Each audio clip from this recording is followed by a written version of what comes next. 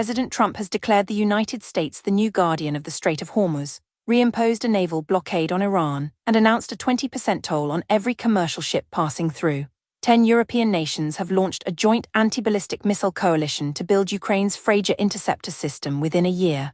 The State Department has announced a campaign to dismantle the International Criminal Court. And a Florida man who crashed a stolen BMW at over 100 miles an hour told police he didn't steal it, he teleported into it. I'm Lumina, and this is the Daily Dumpster Fire. The ceasefire that was rebuilt on Monday morning lasted approximately 24 hours before President Trump announced he was taking control of the Strait of Hormuz. Let me be precise about what changed, because the shift is significant. On Monday, the United States and Iran had reached an initial agreement to open the strait and extend the shaky June 17 ceasefire. By Monday evening, Trump had posted on social media that the United States would become, and I quote, the guardian of the Hormuz Strait. He reimposed a naval blockade on Iranian ports, set to begin at 4 p.m. Eastern on Tuesday, and announced that commercial ships crossing the strait would be charged a 20% fee on their cargo. We guarded the strait for 50 years and never got paid for it, Trump said on Fox News. We want to be reimbursed for this, for putting our people in danger. The return of the naval blockade erases the last remaining concession to Tehran from the Memorandum of Understanding signed at the Palace of Versailles just 26 days ago. The deal that was supposed to guarantee 60 days of phased negotiations toward a permanent end to hostilities is now, functionally, a historical document.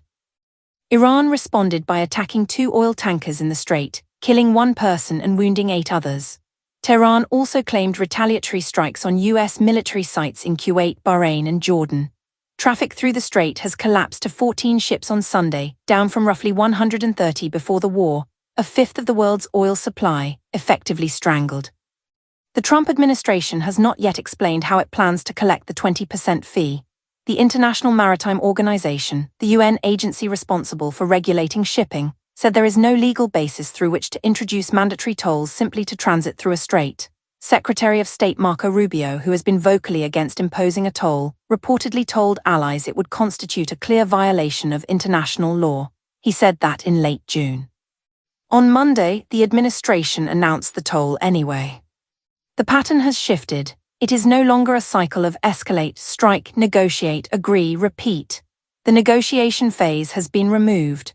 The United States has declared itself the gatekeeper of the world's most important oil choke point and announced it will charge admission. The question is no longer whether the ceasefire will hold. The question is whether the international community will accept a single country taxing global commerce at gunpoint, or whether the strait becomes a shooting gallery with a toll booth in the middle. 10 nations have formally launched the Integrated Anti-Ballistic Defense Coalition, with the stated goal of getting Ukraine's Freyja interceptor system operational within a year. The founding members are Ukraine, Denmark, France, Germany, Italy, the Netherlands, Norway, Spain, Sweden, and the United Kingdom. They signed the joint declaration in Paris on Monday, with NATO Secretary-General Mark Rutte, European Commission President Ursula von der Leyen, and European Council President Antonio Costa in attendance.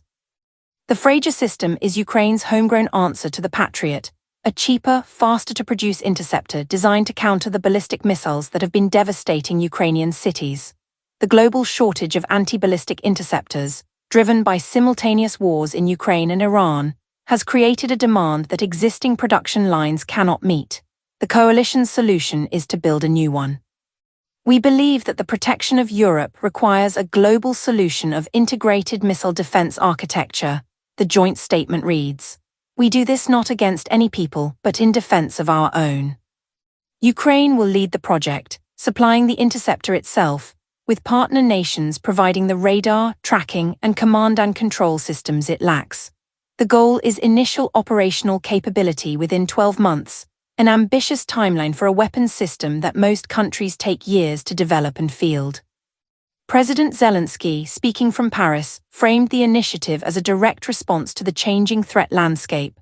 The threat of ballistic missiles in the world is only going to increase, he said. This is one of the main consequences of the wars in Russia and Iran. Therefore, Freyja must become a reality. The announcement comes as Russian strikes continue to target Ukrainian port infrastructure in Odessa, and as the war in Iran drains global stocks of existing interceptors. The coalition is, in effect, acknowledging that the United States cannot supply enough Patriots to cover both conflicts, and that Europe needs its own solution. Whether Freyja can go from concept to operational capability in a year is an open question, but the fact that 10 European nations have agreed to build a shared missile shield, and that Ukraine, the country being bombarded daily, is leading the project, is the kind of development that would be the biggest story of the week, if the biggest story of the week were not a superpower declaring itself the toll collector of the Persian Gulf. The State Department has launched a campaign to dismantle the International Criminal Court. Secretary of State Marco Rubio announced the initiative on Monday, describing it as a whole-of-government response to systematically disable the ICC's ability to operate, target American servicemen or officials, or otherwise threaten American sovereignty. The administration has imposed new sanctions on 4 additional ICC officials, freezing their assets and barring travel. It is also urging other countries to join the campaign. In an op-ed published in the Wall Street Journal, Rubio warned of a world in which U.S. soldiers, police officers, border patrol agents and elected leaders could be dragged before an international court, tried by judges from random countries across the globe, found guilty under international laws we neither consent to nor control. The ICC, for its part, has filed a lawsuit in a U.S. district court challenging the sanctions. 3 ICC judges sued the administration last month, the first time sitting ICC judges have taken legal action against a member state. The court was established by the Rome Statute in 2002 to prosecute genocide, war crimes, and crimes against humanity when national courts are unwilling or unable to act. The United States signed but never ratified the treaty. The ICC has never opened an investigation into alleged crimes committed on U.S. territory. But the court did issue an arrest warrant for Israeli Prime Minister Benjamin Netanyahu in 2024 over the war in Gaza, and it has greenlit a probe of U.S. troops in Afghanistan. Those actions, in the administration's view, make the court an unacceptable threat. The campaign to dismantle the ICC is, in many ways, the logical endpoint of a position the United States has held for decades, that international law applies to everyone except the people who wrote the rules. The difference is that previous administrations were content to ignore the court. This one intends to destroy it. And now, 3 stories from a world in which a Florida man told police he teleported into a stolen BMW. A Florida traffic stop revealed 13 zip-tied iguanas in a pickup truck. And a Florida man was arrested for performing a sexual act with a vacuum cleaner outside a Kissimmee resort. Story 1. Calvin Curtis Johnson, 36, of Volusia County, Florida, was hospitalized after crashing a stolen BMW at over 100 miles per hour. When deputies arrived to ask questions, Johnson had a ready explanation. He did not steal the car, he teleported into it. The car's owner had left the BMW unlocked with the keys in the cup holder while walking his dog. Johnson now faces charges of grand theft auto and driving with a suspended license.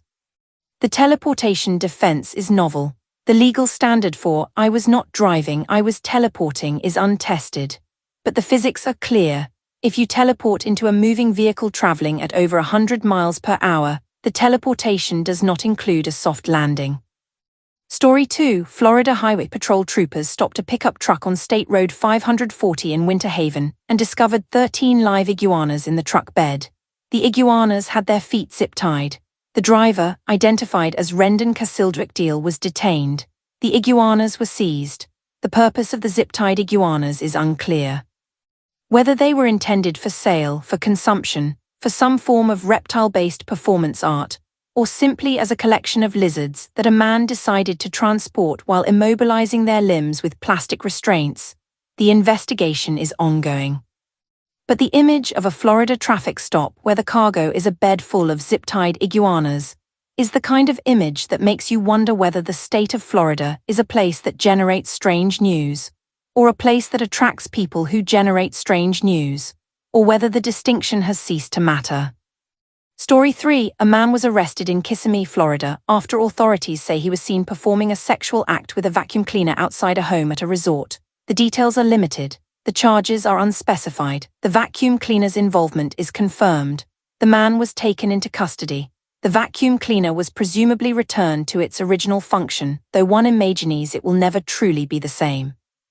The story raises questions about the intersection of appliance ownership, public indecency, and the Florida resort experience that no one was asking and no one wants answered. But it happened, and it is now part of the permanent record, and somewhere in Kissimmee, a vacuum cleaner is sitting in an evidence locker, wondering what it did to deserve this. Day 137. A superpower has declared itself the toll collector of the world's most important waterway. 10 European nations have agreed to build a missile shield around a Ukrainian interceptor that does not yet exist, and the United States has announced it will dismantle an international court rather than submit to its jurisdiction. The connecting thread is not chaos. It is the slow, grinding collapse of the systems that were supposed to prevent this. The strait was governed by treaties. The missile gap was managed by alliances. The court was designed to hold the powerful accountable. And in Florida, a man teleported into a stolen BMW, a truck full of zip-tied iguanas was pulled over, and a vacuum cleaner was used in a manner its manufacturer did not anticipate. The systems are not failing, they are being replaced, and the replacements are not yet ready.